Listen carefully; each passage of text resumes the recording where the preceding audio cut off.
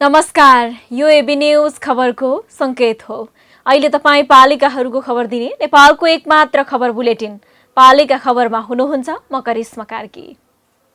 पालिका खबर बुलेटिन पालिका खबर मिडिया हाउसले एबी न्यूज खबरमा प्रत्येक दिन साँझ 6 देखि 7 बजेसम्म र दिउँसो 3 देखि 4 बजेसम्म पुनः प्रसारण गर्दै आइरहेको छ।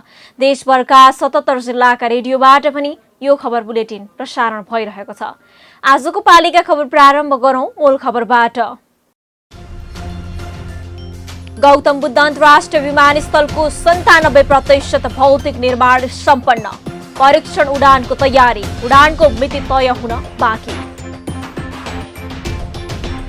कपिलवस्तुको महाराजगञ्ज नगरपालिका स्थित जिन्ना माध्यमिक विद्यालयमा विद्यार्थी भर्ना गर्ने विषयमा विवाद। राजनीतिक खिचातानीले 20 भन्दा बढी बाल बालिका भर्नाबाट वञ्चित। जुम्लाको पातारासी गाउँपालिकामा बाढीका कारण एकको मृत्यु। खेतीयोग्य जमिन बगरमा परिणत। विस्थापित परिवारलाई राहत वितरण गरिँदै। कञ्चनपुरको भीमदत्त नगरपालिका 10 स्थित तिलाचौर जोड्ने सडक बत्यो। 2 गाउँसँगको सम्बन्ध विच्छेद। सडक बनाउने स्थानीय सरकारले चासो नदिएको आरोप। र संघीय सरकारले राखिदिएको नाम 40 पालिकाले रुचाएनन्। 4 वर्षमा 102 स्थानीय तह नाम र केन्द्र परिवर्तन। अन्य पालिका पनि नाम परिवर्तन गर्ने तयारीमा।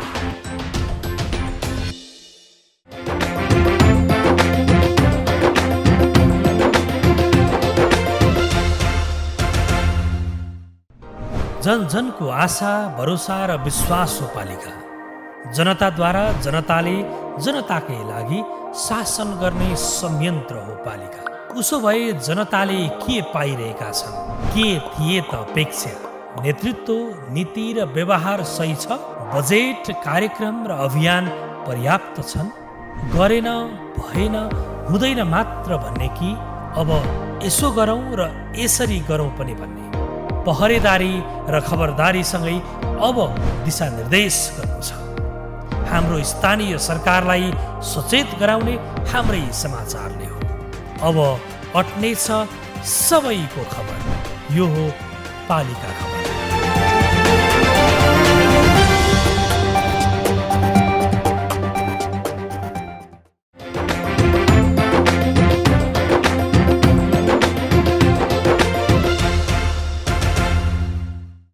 पालिका खबर अब विस्तारमा।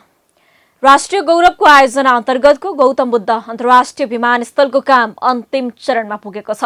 2071 सालमा निर्माण सुरु भएको आयोजना सम्पन्न हुने लाग्दा सरकारदेखि भैरवावासी निकै उत्साहित छन्। कोरोना भाइरसको महामारी नआएको भए यतिन्जेलसम्म विमानस्थल सञ्चालनमा आइसक्ने थियो। विभिन्न आरोह अवरोह छिचोल्दै अब विमानस्थल सञ्चालनको अन्तिम तयारी गरिएको छ, जसका लागि छिट्टै परीक्षण उडान गर्ने तयारी गरिएको छ। रूपन्देहीबाट पालिका खबरदाता चन्द्रकान्त खनालको एक रिपोर्ट।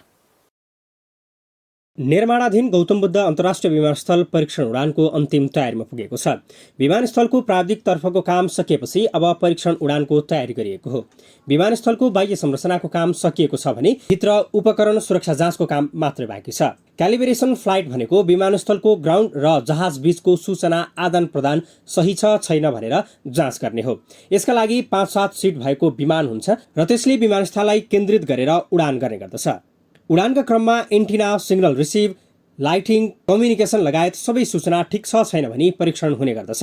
परीक्षण उडान गर्नका लागि एरोथाइसँग सम्झौता गरिएको छ, तर परीक्षण उडान हुने मिति भने अझै टुङ्गिएको छैन। अन्तर्राष्ट्रिय विमानस्थल सम्पन्न गर्नको लागि मुख्यतया त्यसमा आवश्यक पर्ने पूर्वाधारहरू जडान भइसक्नुपर्छ। त्यो कुरा पहिले नै सकिसकेको अवस्था छ।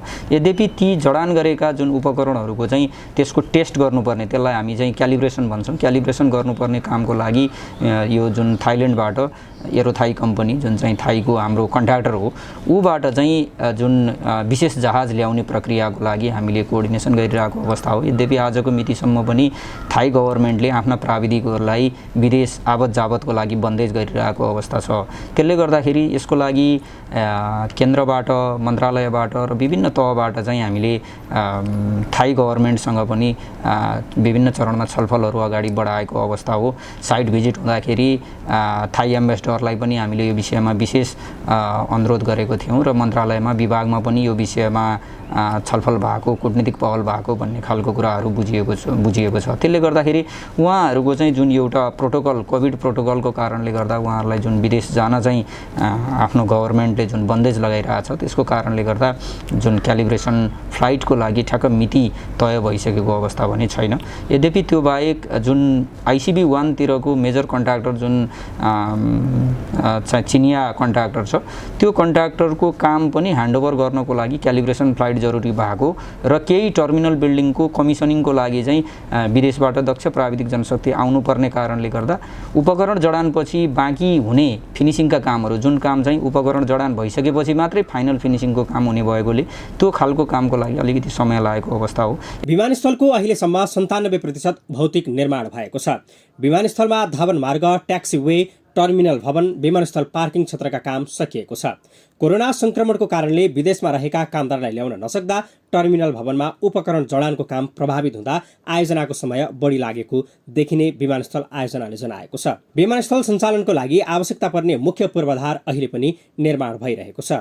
मुख्य भौतिक संरचना जस्तै धावन मार्ग, ट्याक्सीवे, त्यस्तै गरेर टर्मिनल बिल्डिङहरू, जहाज पार्किङ क्षेत्र लगायतका अन्य भौतिक पूर्वाधारहरू सम्पन्न भइसकेको अवस्था छ। मुख्यतया पछिल्लो पटक जुन कोभिड संक्रमणको कारणले गर्दा जुन विदेशबाट केही दक्ष प्राविधिक जनशक्ति र क्यालिब्रेसन फ्लाइटको लागि विशेष किसिमको जहाज ल्याउने विषयमा चाहिँ अलिकति यकिन हुन नसकेको कारणले गर्दाखेरि चाहिँ थोरै आयोजनाको समय चाहिँ बढी लागेको देखिन्छ।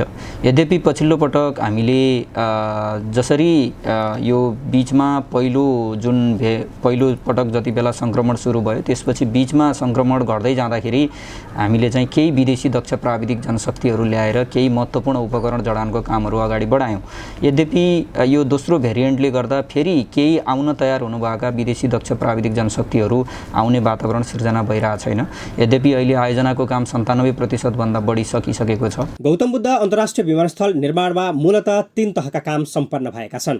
पहिलो अन्तर्राष्ट्रिय बोलपत्र आइसिबी 1 अन्तर्गत 6 अर्ब 82 करोडको काम भएको छ। दोस्रो अन्तर्राष्ट्रिय बोलपत्र आइसिबी 2 अन्तर्गत 50 करोडको काम र तेस्रो मुआब्जा वितरण 22 अर्ब 40 करोड भएको छ। त्यसका अतिरिक्त कार्गो निर्माणका लागि 90 करोडको काम भएको छ।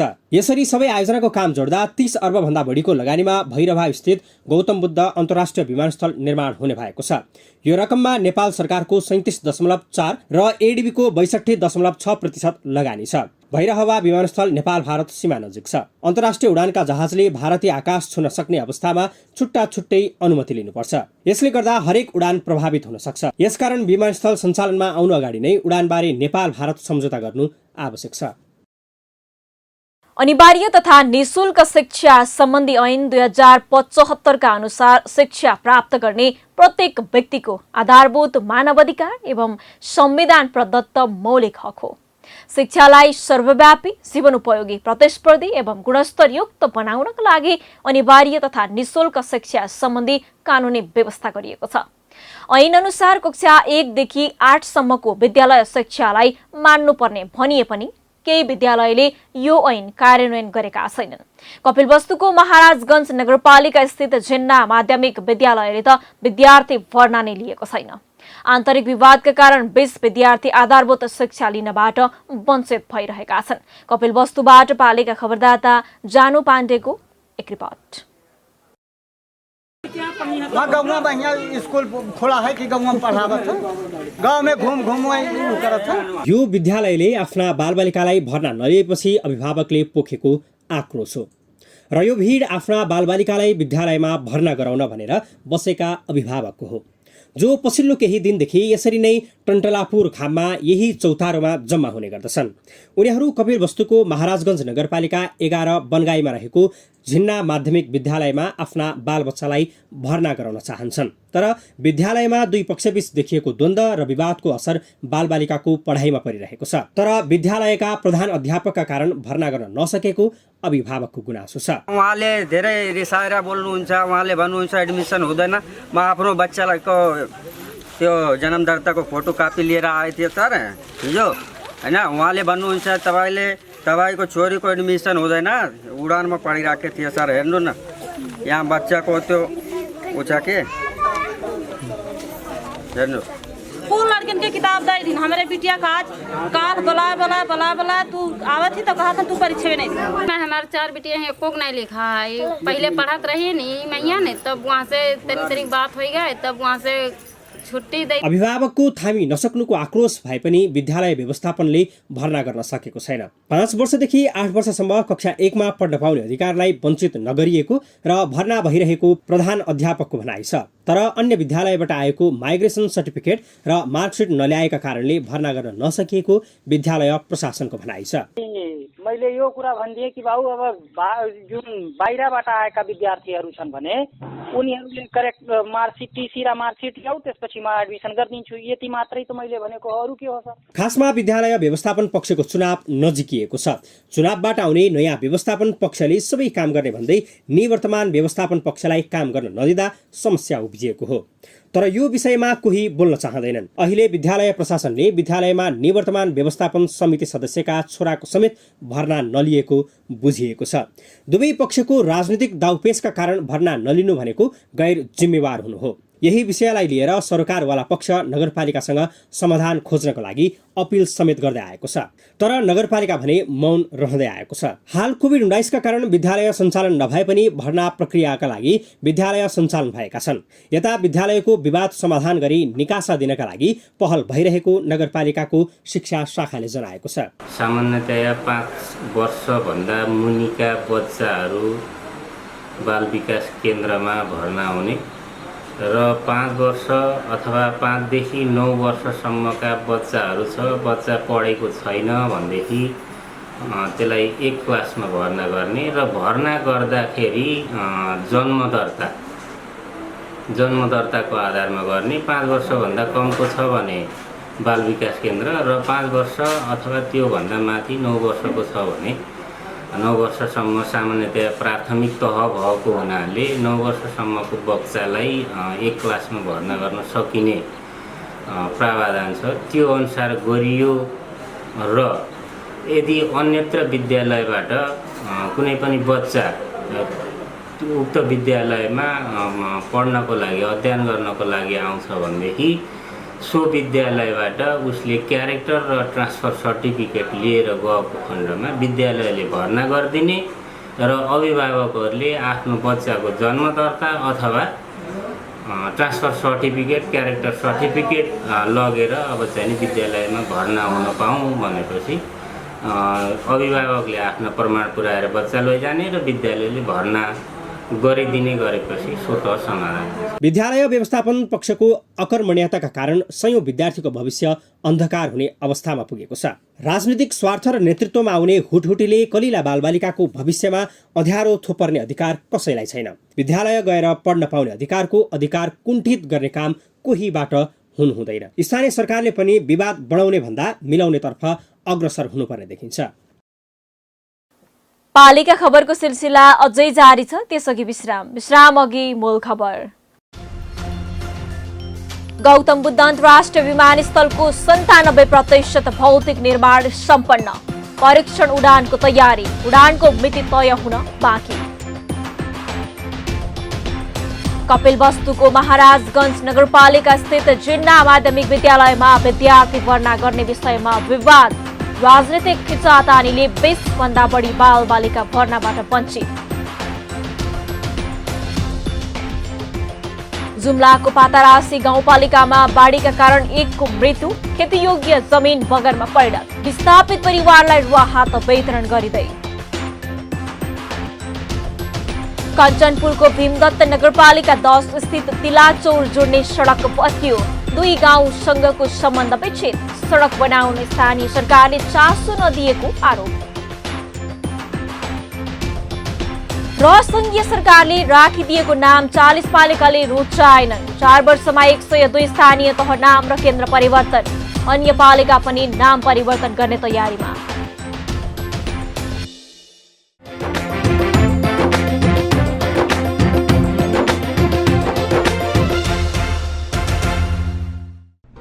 जन जनको आशा, भरोसा र विश्वास हो पालिका। जनताद्वारा जनताले जनताकै लागि शासन गर्ने संयन्त्र हो पालिका। उसो भए जनताले के पाइरहेका छन्? के थिए त अपेक्षा? नेतृत्व, नीति र व्यवहार सही छ? बजेट, कार्यक्रम र अभियान पर्याप्त छन्? गरेन, भएन, हुँदैन मात्र भन्ने कि अब यसो गरौँ र यसरी गरौँ पनि भन्ने? पहरेदारी र खबरदारीसँगै अब दिशानिर्देश गर्नु छ। हाम्रो स्थानीय सरकारलाई सचेत गराउने हाम्रै समाचारले हो। अब अट्नेछ सबैको खबर। यो हो पालिका खबर।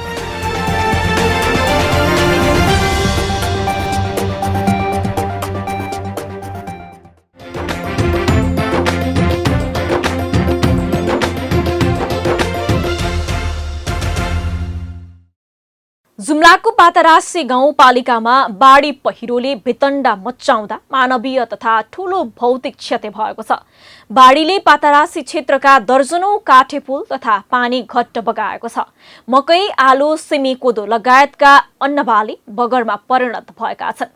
बाढीका कारण 1 जनाको ज्यान गएको छ भने दर्जनौं घर परिवार विस्थापित भएका छन्। स्थानीय सरकार र विपद व्यवस्थापनले राहत वितरण गरिरहेका छन्। तर आकाशमा कालो बादल मडारिने बित्तिकै फेरि बाढीले वित्यास गर्ने हो कि भन्ने चिन्ताले स्थानीयको हम्सले ठाउँ छोड्ने गरेको छ। जुम्लाबाट पालिका खबरदाता मानदत्त रावलको एक रिपोर्ट।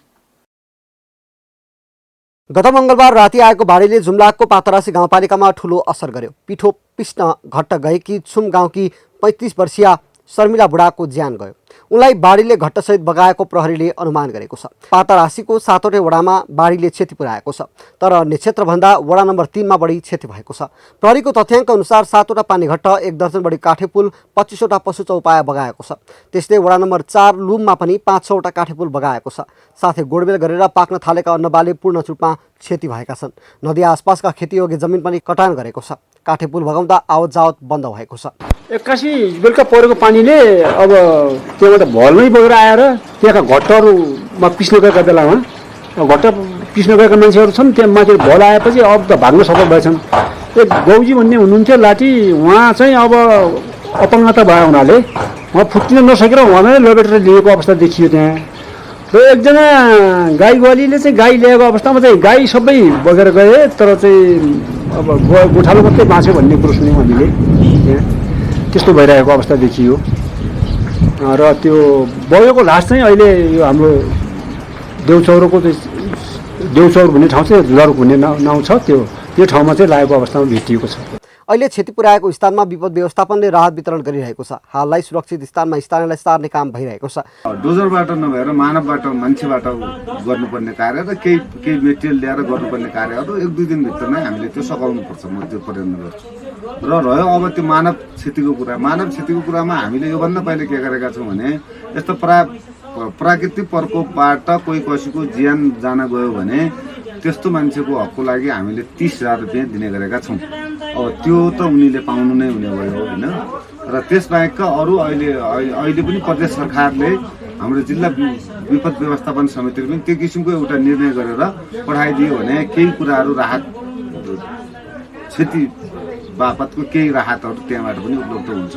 त्यो कुरा पनि हामी तुरुन्तै भोलि बिहानको त्यो हाम्रो पालिका विपद व्यवस्थापन समितिले बैठक गरेर तुरुन्तै हामी सिफारिस गरेर यसलाई अगाडि बढाउने प्रयत्न गरेको छ। बाढीका कारण पुल भगाउँदा आवत जावतमा नै समस्या परेको छ। स्थानीय सरकारले अहिले पुल भत्किएको स्थानमा नयाँ पुल बनाउने काम गरिरहेको छ भने क्षतिको आकलन गरेर पुनरुत्थानका कार्यक्रम ल्याउने तयारी गरेको छ। गत साल सबैभन्दा बढी भेडाबाख्राहरू छ, त्यहाँ कारण हो। यो साल पनि हाम्रो के अरे यो वडा नम्बर 5 को तातवानी गाउँपालिका हाँकुको लेकमा पनि यो साल पनि 70 भन्दा बढी भेडाहरू निस्कान भयो। अब त्यसलाई हामीले गत साल पनि केही म्यानेज गऱ्यौँ, अहिले पनि गऱ्यौँ। गत साल पनि हामीले प्रदेश सरकारलाई केही अनुरोध गरेका थियौँ। भेडाको केही क्षति आयो र यो घर र जग्गाहरू जो जति ठुलो क्षति भयो त्यसको क्षतिहरू जनताले पाएन। हामीले सामान्य सहयोग गऱ्यौँ तर खासै जनतालाई त्यस्तो ठुलो परिपूर्ति गर्न सकेनौँ। अब अहिले पनि त्यस्तो भौतिक संरचनाहरू पनि गऱ्यो। अहिले त झन् भएन वडा नम्बर 3 को त्यो एकजना महिलाको त्यो मानवीय क्षति पनि भयो र अब हामीसँग यो हाइवे बाटो 2-3 ठाउँ यो बिग्रेको छ र त्यो गाउँका खोलाका अब 2वटा अब विशेष गरी वडा नम्बर 3 को छम खोला ले त्यो मानवीय क्षतिसहितको ठुलो जग्गा जमिन कटानीदेखि लिएर अन्न बाली क्षति गरेको छ। भौतिक संरचना पनि भत्कायो र वडा नम्बर 4 को लुमा खोलाले पनि त्यो भौतिक संरचना त्यसमा भएका साना साना त्यो काठका पुल पुलेसाहरू सहित बगाएर लुमा खोलाको उसले गर्दाखेरि यहाँ तल जब यो तल हाम्रो यो काठको पुल हालेर हामी गाडी यातायात सञ्चालन गरिरहेका छौँ त्यहाँ नजिकका बस्ती अस्थायी घुम्तीहरूभित्र त्यहाँ पनि पसेर त्यो फ्रिज लगाएको के चिजहरू बगाएको छ। अहिले प्रहरी प्रतिबन्धनहरू गर्दैछन्। अब त्यहाँ वडाका साथीहरू पनि लागेका छन्। हाम्रो विपदको शाखा प्रमुखको टिम पनि बिहान पुगेको छ। अहिले पनि हामी जान्छौँ र त्यो पनि हेर्छौँ। पछिल्लो समय देशभर बाढीले वितण्डा मचाइरहेको छ। बाढीले गर्ने क्षतिको पूर्वानुमान गर्न नसक्नु र समयमा नै जोखिम न्यूनीकरणमा ध्यान नदिँदा हरेक वर्ष जनधनको क्षति हुने गरेको छ। तिनै तहका सरकारले भेलेमा ध्यान नदिँदा बर्खायाममा विपदसँग नागरिकले पौठेजोरी खेल्नु परेको छ। जे नहुनु थियो त्यो भइसक्यो। अब नागरिकको पुनर्स्थापना गर्न भने राज्य चुक्नु हुँदैन। पालिका खबर बुलेटिनमा अब पालो पालिका टकको।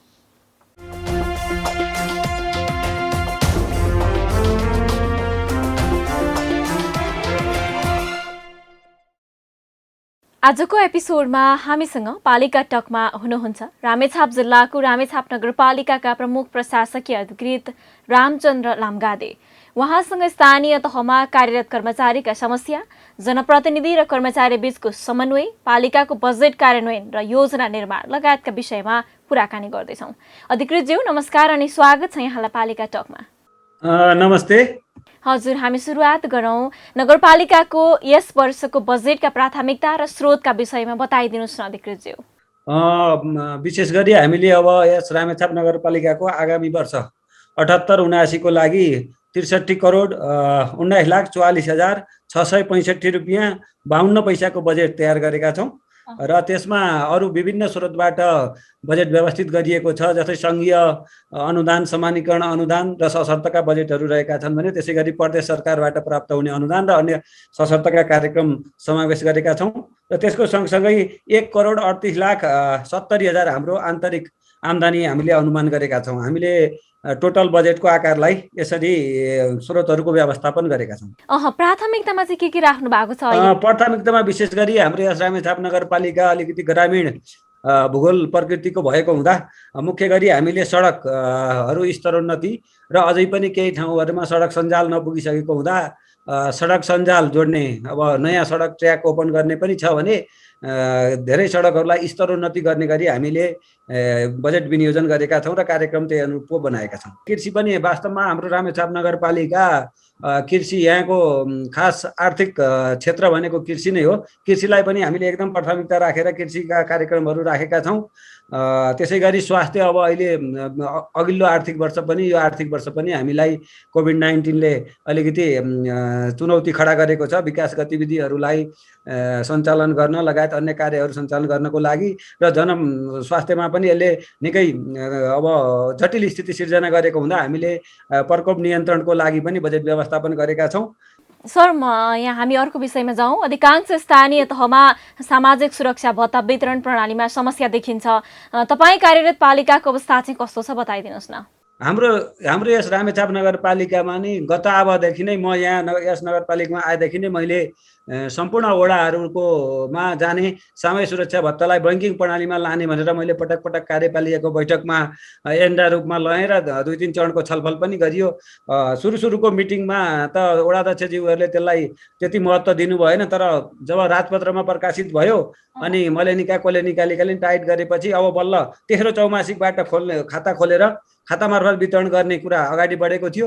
बिचमा त्यो कोभिड-19ले गर्दा खाता खोल्ने कार्य बन्द भएर हामीले गत अबको सबै चाहिँ नगद नै वितरण गर्न बाध्य भयौँ। एउटा वडा वार्ड नम्बर 8, 9 को चाहिँ बैंकिङ प्रणाली मार्फतै तेस्रो चौमासिक वितरण गऱ्यौँ भने अन्य हामीले अन्तिम समयमा आएर वडा सचिवलाई नै पेस्की दिएर वितरण गर्न बाध्य हौँ। तर आगामी वर्ष, अब यो आगामी भन्दा नि यो चालु वर्षमा हामीले अनिवार्य रूपमा बैंकिङ प्रणाली मार्फत मात्रै सामाजिक सुरक्षा वितरण गर्ने व्यवस्था मिलाउने। स्थानीय तहमा कार्यरत कर्मचारीको सरुवा बढुवा र मूल्याङ्कन जस्ता प्रक्रियामा जनप्रतिनिधिको संलग्नताको बहस पनि भइरहेको छ। त्यसमा तपाईँको मत चाहिँ के छ अधिकृतज्यू? वास्तवमा अब अहिले स्थानीय तहहरूमा सबैजसोमा कर्मचारी व्यवस्थापनको कार्य अलिकति जटिल भएको छ।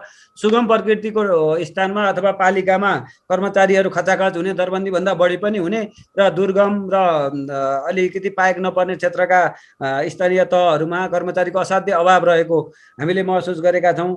अब जस्तै हाम्रो यस नगरपालिकामा पनि अब अहिले हाम्रो 9 वटा वडामा वडा सचिवहरू, 7 वटा वडामा वडा सचिव नरहेको अवस्था छ। करारको कर्मचारी अनि कोही प्राविधिकलाई हामीले वडा सचिवको रूपमा काम गराएका छौँ। त्यसै गरी केही प्राविधिक जनशक्तिको पनि कमी छ। हामीले लोकसेवा आयोग पनि माग गरेका छौँ। लोकसेवा आयोग पनि अब यो कोभिड-19ले गर्दा समयमा परीक्षा हुन नसकेर पदपूर्ति हुन नसकेको अवस्था छ। अब कर्मचारी व्यवस्थापनका सन्दर्भमा जनप्रतिनिधिहरूको अब हस्तक्षेप भन्ने विषयका सन्दर्भमा वास्तवमा सबै पालिकामा एउटै अवस्था छैन। केही पालिकामा अब नगर प्रमुख उपप्रमुखको स्वीकृति बिना, अनुमति बिना कुनै पनि कर्मचारीलाई सरुवा सहमतिसम्म दिन नसक्ने अवस्था पनि छ कतिपय ठाउँमा। तर हाम्रो यस रामेछाप नगरपालिकामा त्यस्तो बढी हस्तक्षेप पाइँदैन। एकापछि समन्वयमा हामीले कोही कर्मचारी आउन खोजेको छ भने सहमति दिने गर्छौँ, समन्वय गरेर सरसल्लाह गरेर मात्र। तर नि सर, धेरै जसो पालिकामा जनप्रतिनिधि र कर्मचारी बीच द्वन्द्व पनि देखिन्छ। यो विवाद आर्थिक र प्रशासनिक अधिकारका कुरामा बढी देखिन्छन्। दुवैको कार्यक्षेत्र र सीमा त नियम कानुनले तोकेको नै होला, तैपनि किन हुन्छन् यस्ता विवाद चाहिँ अधिकृतज्यू? वास्तवमा यो धेरै स्थानीय तहहरूमा समाचार पनि आउने गर्छन्। यो दुवै पक्षको कमी कमजोरीले त्यस्तो भएको भन्ने मेरो बुझाइ छ।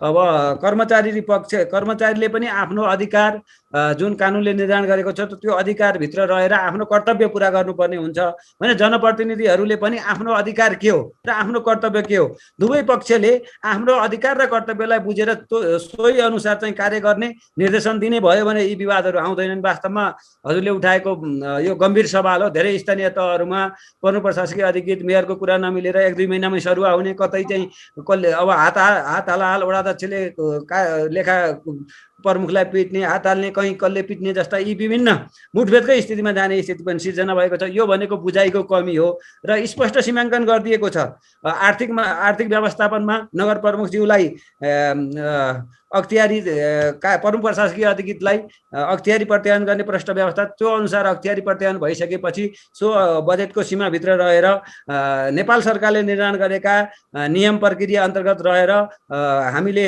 योजना तथा कार्यक्रम कार्यान्वयन गरेर बजेट खर्च गर्ने हो। त्यो गर्ने सन्दर्भ स्पष्ट छ र कतिपय अवस्थामा के छ भने अलिकति केही स्थानीय तहहरूमा अलिकति कानुन विधि प्रक्रिया पुरा नगरिकन पनि ल यो काम गर्नु पर्यो, यसो गर्नु पर्यो, यसलाई बजेट व्यवस्था गर्नु पर्यो भनेर नमिल्दा प्रकृतिका कामहरू लगाइँदा द्वन्द्वको स्थिति सिर्जना भएको मैले बुझेको छु। तर म जहाँ कार्यरत रहेँ त्यहाँ चाहिँ त्यो स्थिति सिर्जना भएको छैन। हामी अन्तिममा छौँ सर। लामो समयदेखि स्थानीय तहमा बसेर काम गर्नुभएको छ। स्थानीय सरकारको सबलीकरण र सुशासन कायम राख्नका लागि तपाईँले देख्नुभएका समस्या र चुनौती बारे पनि सुनौँ न। वास्तवमा अब अहिले स्थानीय तह यो 20 वर्षपछिको यो स्थानीय तहको निर्वाचन पश्चात एउटा नयाँ जस्तै पनि अवस्था छ। अहिले मुख्य समस्या त हामी स्थानीय तहका लागि कानुनहरू अझ बनिसकेका छैनन्। अब सङ्घीय कानुन, प्रदेश कानुन नबनेसम्म स्थानीय तहको कर्मचारी व्यवस्थापन सम्बन्धी कानुन बनाउन नसकेर कर्मचारीको पाटो त्यत्तिकै समस्याग्रस्त छ। त्यसै गरी अन्य पक्षहरू पनि त्यत्तिकै जटिल रहेका छन्। जुन केन्द्रले बनाइदिनु पर्ने हो त्यही स्पष्ट कानुन नीति निर्देशिका नभएर पनि केही अन्यलता सिर्जना भएको छ। त्यसै गरी अब अगाडि कुरो आयो जनप्रतिनिधि र कर्मचारी बीचको अलिकति बेमेलको अवस्था, द्वन्द्वको स्थिति पनि सिर्जना भएको छ। त्यसै गरी अब सीमित स्रोत साधन, आन्तरिक स्रोत न्यून भएका स्थानीय तहहरूलाई जनताको बढ्दो महत्त्वाकांक्षा पुरा गर्न पनि अलिकति समस्या रहेको छ। त्यसै गरी बजेटको न्यून बजेट भएका स्थानीय तहहरूलाई, आन्तरिक स्रोत कम भएकालाई बजेट व्यवस्थापन गर्न र जनताको महत्त्वाकांक्षा पुरा गर्न चाहिँ अलिकति चुनौती रहेको छ। हजुर, हस्त अधिकृतज्यू, यो महत्त्वपूर्ण समयको लागि यहाँलाई धेरै धेरै धन्यवाद। हस्, थ्याङ्क यू।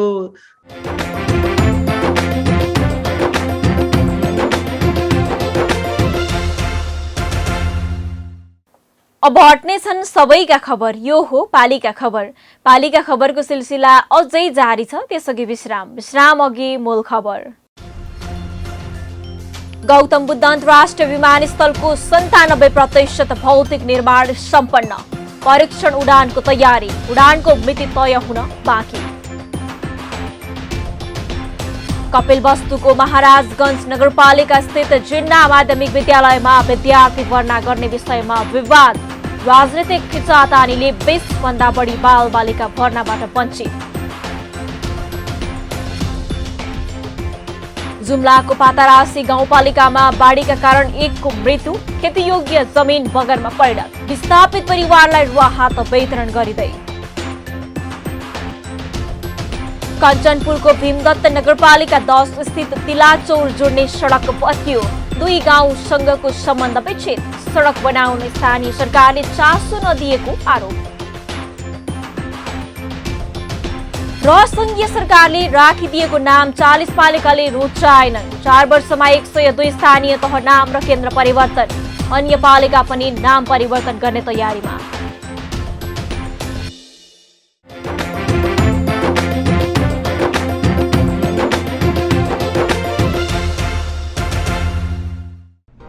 जन जनको आशा, भरोसा र विश्वास हो पालिका। जनताद्वारा, जनताले जनताकै लागि शासन गर्ने संयन्त्र हो पालिका। उसो भए जनताले के पाइरहेका छन्? के थिए त अपेक्षा? नेतृत्व, नीति र व्यवहार सही छ? बजेट, कार्यक्रम र अभियान पर्याप्त छन्? गरेन, भएन, हुँदैन मात्र भन्ने कि अब यसो गरौँ र यसरी गरौँ पनि भन्ने? पहरेदारी र खबरदारीसँगै अब दिशानिर्देश गर्नु छ। हाम्रो स्थानीय सरकारलाई सचेत गराउने हाम्रै समाचारले हो। अब अट्ने छ सबैको खबर। यो हो पालिका खबर।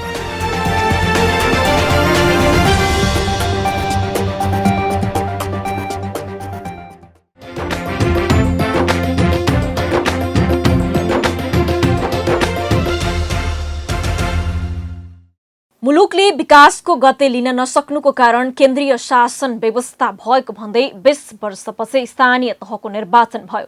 निर्वाचनसँगै गाउँ गाउँमा स्थानीय सरकार पुग्यो। गाउँ टोल विकास हुनेमा धेरैले अपेक्षा गरेका थिए। अपवाद बाहेक अधिकांश ठाउँमा स्थानीय सरकारले गरेको काममा स्थानीयको असन्तुष्टि छ। यस्तै असन्तुष्टिको नमुना कञ्चनपुरको भीमदत्त नगरपालिका स्थित वडा नम्बर 10 मा पनि देखिएको छ। खोलामा पुल नबनाउँदा ढलान मात्रै गरिदिँदा सामान्य बाढीले समेत सडक भत्काएको छ। तर स्थानीय सरकारले पुनर्निर्माण गर्नमा भने ध्यान दिएको छैन। कञ्चनपुरबाट एक रिपोर्ट।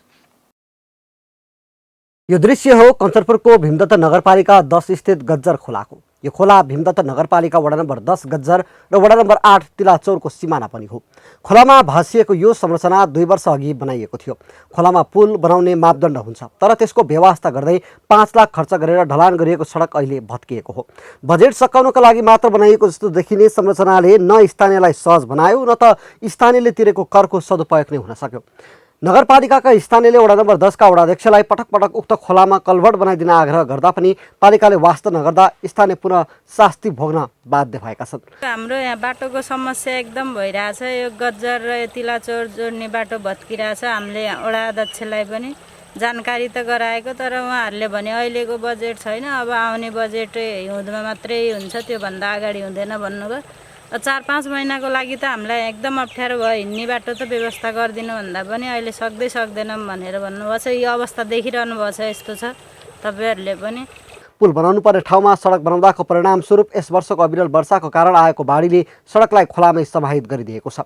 पालिकाको दूरदर्शिताको अभावमा अहिले 2 गाउँको सम्बन्ध विच्छेद भएको छ। बजारदेखि अस्पतालसम्म जाने सडक नै भत्किँदा स्थानीय अहिले आपतकालीन अवस्था आइपरे के गर्ने भन्ने अन्यलमा छन्। 46 परिवारलाई हामीलाई समस्या पटाएको छ। त्यो केही बहलो हुन्छ भने गरिदिनु पर्यो, हुँदैन भने अब के गर्ने? अब हामीले कानामा बोजा राख्यो भने हिट्टुपट्टि त रुडी पल्दैछ। टोलको अब बारीमा के हजुरको अब अस्ति यहाँ वडामा गए अध्यक्षलाई कुरा पनि राखेको हो। अध्यक्षले भने बजेट छैन, कसरी हुन्छ? आर्थिक बजेटमा बजेट आउँछ, त्यसपछि खबर गर्नुहोस् भने। अब यो हाम्रो बजार जाने बच्चाहरू स्कुल जाने बाटो यो हो, यो यस्तो भएको छ। कोही राति आउनु चाह्यो भने यस्तो छ, यो सिधै आयो भने एक्सिडेन्ट हुने डर छ। अब योभन्दा अगावै चैतको महिना मैले वडामा गएर अध्यक्षज्यूलाई यो हुनुभन्दा पहिले यहाँनिर 5-7 जाली हालेर यसलाई चाहिँ रोकथाम गर्नको लागि 10-20 हजार जति सहयोग गर्नु सदस्य, बाँकी ल त्यहाँ ढुङ्गा मस्जिद छ त्यहाँबाट गराउँछु भन्दाखेरि पनि सहयोग गर्नु भएन। सडक पुनर्निर्माणको विषयमा वडा कार्यालय धाउँदा वडाध्यक्षले पनि कुनै चासो नदेखाएको स्थानीयको आरोप छ। अझ वडाध्यक्षले बजेट नभएको कुतर्क गरेको आरोप स्थानीयले लगाएका छन्। 10 नम्बर वडाका अध्यक्ष भने बजेट नभएको स्वीकार गर्छन्। 4वटा कलभटको पुरै साइड वाल फालिदिएको छ अनि हिँड्ने बाटो पनि अप्ठ्यारो भएको छ। यी नागार्जुन टोल जाने बाटो एउटा तिलक्यानीको, एउटा युवर्ष नजिकको, एउटा श्रीलङ्का टोलको, एउटा विष्णु टोलको 4वटा कलभटका साइड पखेटाहरू समेत भत्काएर सबै अब यो बाढीले बगाएर लगेको छ। अब त्यहाँको पनि त्यही समस्या हो। त्यो भन्नाले हाम्रो त्यसमा पुल चाहिने धेरै ठुलो आवश्यकता पर्ने भयो हुनाले हामीले त्यहाँ कचवे बनाउने भनेर त्यो बनाइएको हो।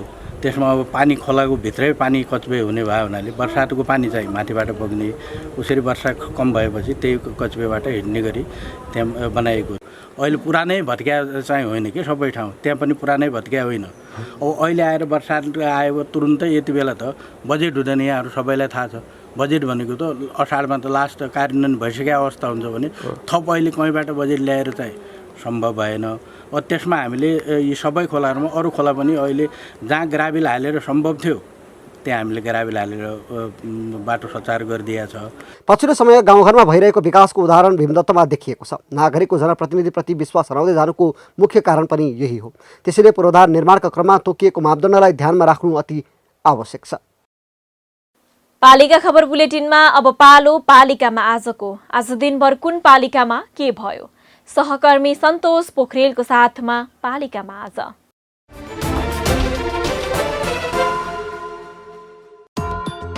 कास्कीको पोखरा महानगरपालिका वडा नम्बर 14 मा उपप्रमुखसँग महिला कार्यक्रम सम्पन्न।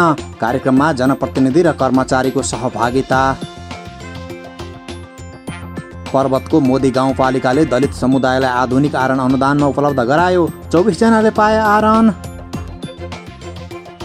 देशका अधिकांश पालिकामा कोरोना विरुद्धको खोप अभियान जारी। खोप लगाउन नागरिकको उत्साहजनक सहभागिता। सरकारले घोषणा गरेको न्यूनतम पारिश्रमिक पाउनुपर्ने माग गर्दै बैतडीको पुर्चौडी नगरपालिका क्षेत्रका बाल शिक्षक आन्दोलित। मासिक 15,000 पाउनुपर्ने बाल शिक्षकको माग।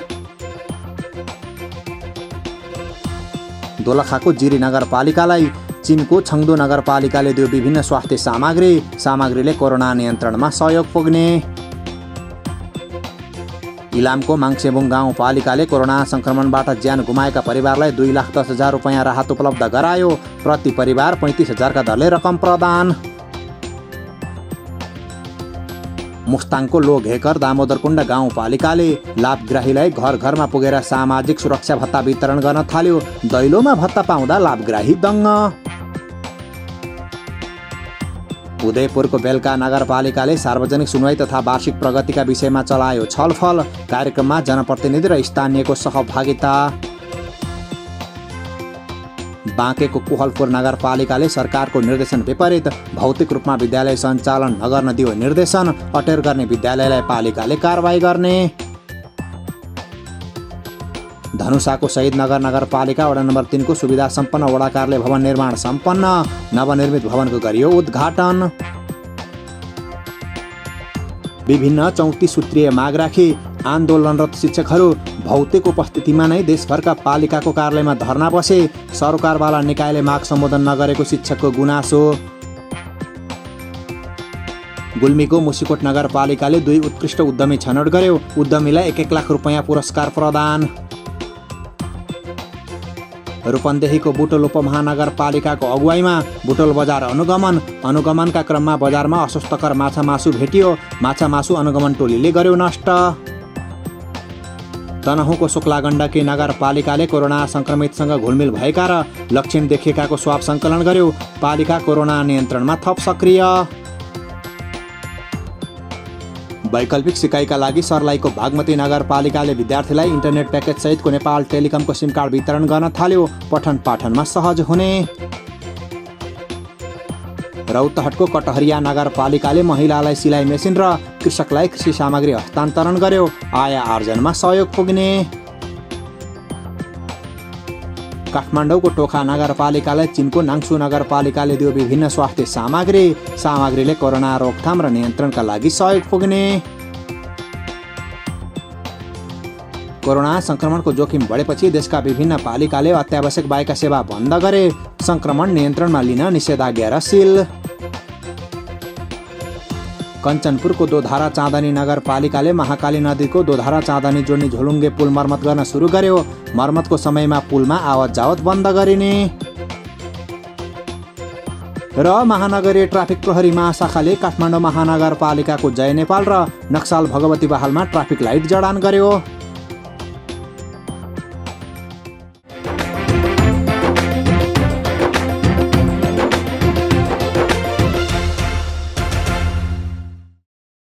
न गाउँ न सहर छुट्दैनन् कुनै खबर। यो हो पालिका खबर। पालिका खबरको सिलसिला अझै जारी छ, त्यसअघि विश्राम अघि मूल खबर। गौतम बुद्ध अन्तर्राष्ट्रिय विमानस्थलको 97% भौतिक निर्माण सम्पन्न। परीक्षण उडानको तयारी, उडानको मिति तय हुन बाँकी।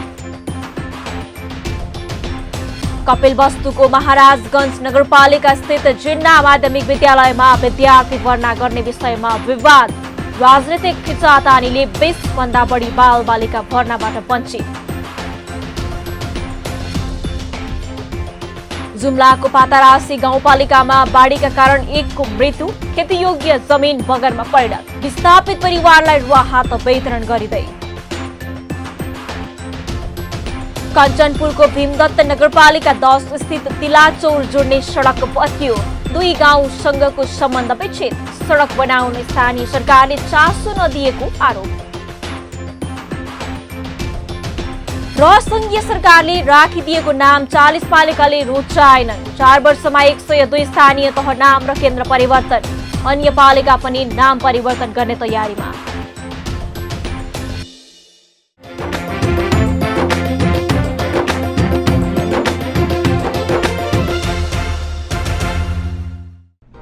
जनजनको आशा, भरोसा र विश्वास हो पालिका। जनताद्वारा जनताले जनताकै लागि शासन गर्ने संयन्त्र हो पालिका।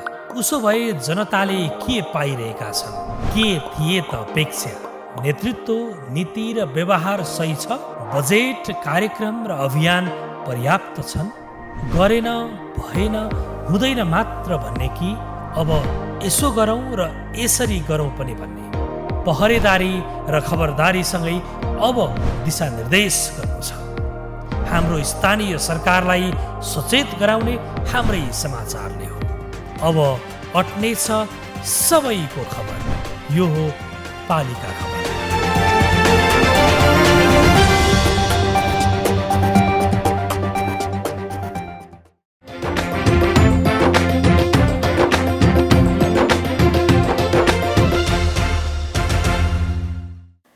स्थानीय तह कार्यान्वयनमा आएको 4 वर्षको अवधिमा 19वटा पालिकाले संघीय सरकारले तय गरिदिएको नाम परिवर्तन गरेका छन्। नाम र केन्द्र दुवै परिवर्तन गर्ने पालिकाको संख्या 21 छ। पालिकाको नाम र कार्यालय रहेको स्थान परिवर्तनका लागि सम्बन्धित पालिकाको सभाले पारित गरेर प्रदेश हुँदै केन्द्र सरकारमा पठाउनु पर्ने र केन्द्रले अनुमति दिएर राजपत्रमा प्रकाशित भएपछि नाम र केन्द्र औपचारिक रूपमा परिवर्तन हुने कानुनी व्यवस्था छ। एक रिपोर्ट। संघीय मामिला तथा सामान्य प्रशासन मन्त्रालयका अनुसार हालसम्म 19 स्थानीय तहको नाम परिवर्तन भएको छ भने 62वटा स्थानीय तहका केन्द्र परिवर्तन भएको छ। केन्द्र परिवर्तन भएको तथ्याङ्क भने वडाको केन्द्र समेत हो। प्रदेश 1 का सबैभन्दा बढी पालिकाले नाम परिवर्तन गरेका छन् भने प्रदेश 2 का सबैभन्दा कमले परिवर्तनको पहल गरी निर्णय गरेको छ। प्रदेश 1 का 8वटा पालिकाले नाम मात्र परिवर्तन गर्दा प्रदेश 2 को एउटा मात्र पालिकाले नाम परिवर्तन गरेको छ। सुदूरपश्चिम प्रदेशका 3 पालिकाको नाम परिवर्तन भएको छ। गण्डकी प्रदेशले 6वटाको नाम परिवर्तन गर्दा कर्णालीको एउटा मात्र पालिकाको नाम परिवर्तन भएको छ। नाम र केन्द्र दुवै परिवर्तन गर्नेमा भने प्रदेश 1 लुम्बिनी र बागमती अग्रपङ्क्तिमा छन्। उनीहरूले 4-4वटा पालिकाको नाम र केन्द्र दुवै परिवर्तन गर्दा गण्डकी र कर्णालीले 3-3वटा तथा सुदूरपश्चिमले 2 र प्रदेश 2ले एउटा पालिकाको नाम र केन्द्र दुवै परिवर्तन गरेका छन्। कसले परिवर्तन गरे पालिकाको नाम? कालीकोटको कालिका गाउँपालिका परिवर्तित नाम शुभकालिका गाउँपालिका। सल्यानको ढोरचौर गाउँपालिका परिवर्तित नाम सिद्धकुमाख गाउँपालिका। सल्यानको कुमखमालिका गाउँपालिका परिवर्तित नाम कुमाख गाउँपालिका। जाजरकोटको त्रिवेणी नलगाड नगरपालिका परिवर्तित नाम नलगाड नगरपालिका। मुस्ताङको दोलामे गाउँपालिका परिवर्तित नाम लोकहेकर दामोदरकुण्ड गाउँपालिका। मनाङको नार्फु गाउँपालिका परिवर्तित नाम नार्पाभूमि गाउँपालिका। मनाङको नासोङ गाउँपालिका परिवर्तित नाम नासोङ गाउँपालिका। मनाङको नेस्याङ गाउँपालिका परिवर्तित नाम मनाङ निस्याङ गाउँपालिका। कास्कीको पोखरा लेखनाथ महानगरपालिका परिवर्तित नाम पोखरा महानगरपालिका। नवलपुरको बुङ्दीकाली गाउँपालिका परिवर्तित नाम बौदीकाली गाउँपालिका। गोर्खाको भीमसेन गाउँपालिका परिवर्तित नाम भीमसेन थापा गाउँपालिका। मुस्ताङको बाह्रगाउँ मुक्तिक्षेत्र गाउँपालिका परिवर्तित नाम बारागुङ मुक्तिक्षेत्र गाउँपालिका। गोर्खाको सुलीकोट गाउँपालिका परिवर्तित नाम बारपाक सुलीकोट गाउँपालिका। धनकुटाको खालसा छिन्थाङ गाउँपालिका परिवर्तित नाम शहीद भूमि गाउँपालिका। भोजपुरको ट्याङ्के मैयोङ गाउँपालिका परिवर्तित नाम टेम्के मैयोङ गाउँपालिका। खोटाङको दिप्रुङ गाउँपालिका परिवर्तित नाम दिप्रुङ चुइचुम्मा गाउँपालिका। सोलुखुम्बुको दुधकोशी गाउँपालिका परिवर्तित नाम माफिया दुधकोशी गाउँपालिका। सोलुखुम्बुको दुधकौशिका गाउँपालिका परिवर्तित नाम थुलुङ दुधकोशी गाउँपालिका। सुनसरीको बराहा नगरपालिका परिवर्तित नाम बराहा क्षेत्र नगरपालिका। सुनसरीको भोक्राहा गाउँपालिका परिवर्तित नाम भोक्राहा नरसिंह गाउँपालिका। ताप्लेजुङको याङबरक गाउँपालिका परिवर्तित नाम पाथिभरा याङबरक गाउँपालिका। खोटाङको रूपाकोट मझुवागढी नगरपालिका परिवर्तित नाम दिक्तेल रूपाकोट मझुवागढी नगरपालिका। खोटाङको लामीडाँडा गाउँपालिका परिवर्तित नाम रावाबेसी गाउँपालिका। उदयपुरको सुनकोशी गाउँपालिका परिवर्तित नाम लिमचुङबुङ गाउँपालिका। सुनसरीको हरिनगरा गाउँपालिका परिवर्तित नाम हरिनगर गाउँपालिका। धनुषाको जनकपुर उपमहानगरपालिका परिवर्तित नाम जनकपुर धाम उपमहानगरपालिका। सप्तरीको बेल्ही चेपेना गाउँपालिका परिवर्तित नाम राजगढ गाउँपालिका। धादिङको नेत्रावती गाउँपालिका परिवर्तित नाम नेत्रावती डबजोङ गाउँपालिका। रसुवाको पार्वतीकुण्ड गाउँपालिका परिवर्तित नाम आमा छोदिङमो गाउँपालिका। नुवाकोटको मेघाङ गाउँपालिका परिवर्तित नाम म्यागङ गाउँपालिका। रामेछापको लिखु गाउँपालिका परिवर्तित नाम लिखु तामाकोशी गाउँपालिका। रोल्पाको दुईखोली गाउँपालिका परिवर्तित नाम परिवर्तन गाउँपालिका। गुल्मीको रुरु गाउँपालिका परिवर्तित नाम रुरु क्षेत्र गाउँपालिका। रोल्पाको सुवर्णावती गाउँपालिका परिवर्तित नाम सुनिल स्मृति गाउँपालिका।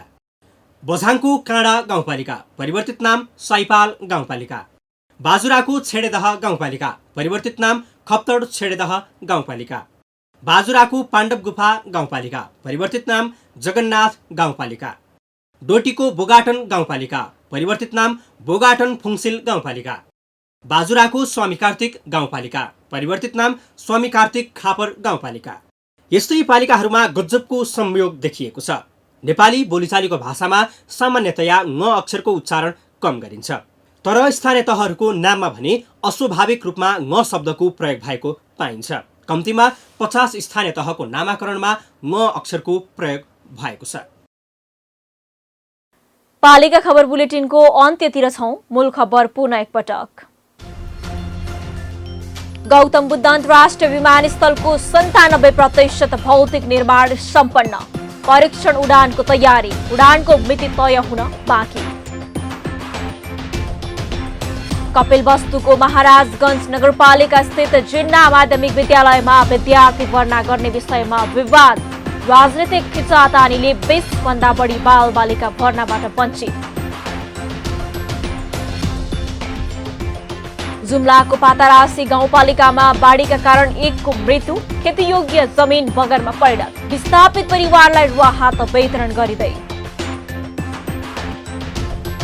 कञ्चनपुरको भीमदत्त नगरपालिका 10 स्थित तिलाचौर जोड्ने सडक भत्कियो। 2 गाउँसँगको सम्बन्ध विच्छेद। सडक बनाउन स्थानीय सरकारले चासो नदिएको आरोप। र संघीय सरकारले राखिदिएको नाम 40 पालिकाले रुचाएनन्। 4 वर्षमा 102 स्थानीय तह नाम र केन्द्र परिवर्तन। अन्य पालिका पनि नाम परिवर्तन गर्ने तयारीमा। हवस् त आजको पालिका खबर बुलेटिन यति नै। पालिका बुलेटिन फेसबुक, युट्युब, इन्स्टाग्राम र हाम्रो अनलाइन संस्करण www.palikakhbar.com बाट हेर्न, पढ्न र सुन्न सक्नुहुनेछ। साथै यो बुलेटिन देशका 77 जिल्लाका रेडियोबाट पनि हरेक दिन सुन्न सक्नुहुनेछ। पालिकाहरूको गतिविधि समेटिने नेपालको एकमात्र खबर बुलेटिन पालिका खबर लिएर भोलि पुनः आउने नै छौं। एबी न्यूज खबर हेर्दै रहनुहोला। नमस्ते।